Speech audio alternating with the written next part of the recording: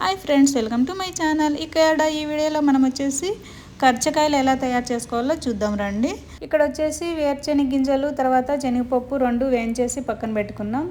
బెల్లం దానికి ఎంత కావాలో తీసుకొని పొడి చేసి పక్కన పెట్టుకున్నాం. బెల్లం, వేరుశెనగపప్పులు, శనగపప్పు ఇది రెండు కలిపేసి ఒక పక్క పెట్టేసుకున్నాం. తర్వాత మంచి నువ్వులు దోరగా వేయించి వట్టి కొబ్బరి తురిమి ఇలాచి కొద్దిగా అందులో యాడ్ చేస్తే చాలా బాగుంటుందని మనం యాడ్ చేస్తున్నాం.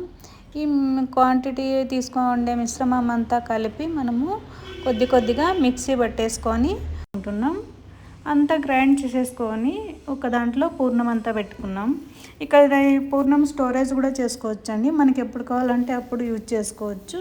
1 month దాకా పెట్టచ్చు, ఏం కాదు, చాలా బాగుంటుంది. తర్వాత మనమైతే ముందుగా మా అత్తమ్మ రవ్వ, మైదా, కొద్దిగా సాల్ట్ వేసి పిండి బాగా కలిపి పెట్టారు ఒక 10 minutes అలాగా. అది బాగా స్టిక్కీగా బాగా వచ్చింది మనకి పిండి ఎప్పుడు రేకులు దిద్దుకునేలాగా. ఇక్కడ చూడొచ్చు మీరు, మా అత్తమ్మ, నా స్వీటీ, నేను అందరం కలిసి వీటిని ప్రిపేర్ చేస్తున్నాం. మా అత్తమ్మ అయితే ఉండలు పెట్టిస్తున్నారు. ఇంకా స్వీట్ అయితే చూడండి ఎంత చక్కగా ఎంత బాగా రుద్దుతుందో రౌండ్గా. చాలా అవి ముందైతే చేతులతోనే ఇలాగే పట్టే రౌండ్లు మధ్యలో పూర్ణం పెట్టేసి ఫోల్డ్ చేసి డిజైన్ చేసేవాళ్ళు. ఇప్పుడు ఆ ఇబ్బంది లేకుండా డిజైన్ లాంటిది మనకి రెడీమేడే దొరుకుతుంది. అందులో పెట్టేసి పూర్ణం పెట్టి ప్రెస్ చేస్తే ఆటోమేటిక్గా డిజైన్ అనేది వచ్చేస్తుందండి. చాలా ఈజీ, చాలా బాగుంటుంది. ఇక్కడ ప్రెస్ చేయడము చక్కగా చేయాలండి. మంచిగా ప్రెస్ కాలేదు, అది ఎక్కడైనా ఓపెన్ అయింది అంటే మనం వాటిని ఆయిల్లో వేసేటప్పుడు ఆ పూర్ణం అనేది బయట వస్తే ఆయిల్ అంతా గలీజ్ అయిపోతే మళ్ళీ చేయడానికి నీట్గా రాదు. అందుకోసమని మనం ప్రెస్ చేసేటప్పుడు చక్కగా ప్రెస్ చేసుకోవాలి.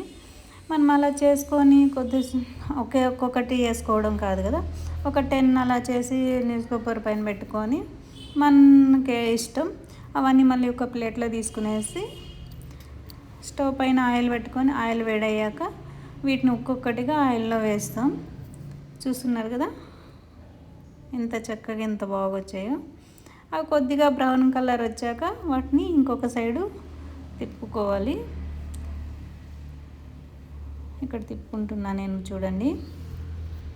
తర్వాత ఏంటంటే ఇవి రెండు వైపులా కూడా చక్కగా ఒకేలాగా కలర్ రావాలి. అప్పుడే చక్కగా లోపల అనేది బాయిల్ అయి ఉంటుంది. అప్పుడు చాలా బాగా క్రిస్పీగా, చాలా టేస్టీగా, చాలా బాగుంటాయండి కర్జికాయలు. ఇలా ట్రై చేసి చూడండి, చాలా బాగుంటాయి. నాకైతే చాలా ఇష్టం.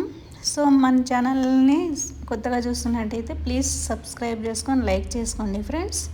అలాగే మన వీడియోని మీ ఫ్రెండ్స్ అందరికీ షేర్ చేయండి. అలాగే మీలో ఎంతమంది కర్జికాయలు ఇష్టమో కామెంట్ బాక్స్లో కామెంట్ చేయండి.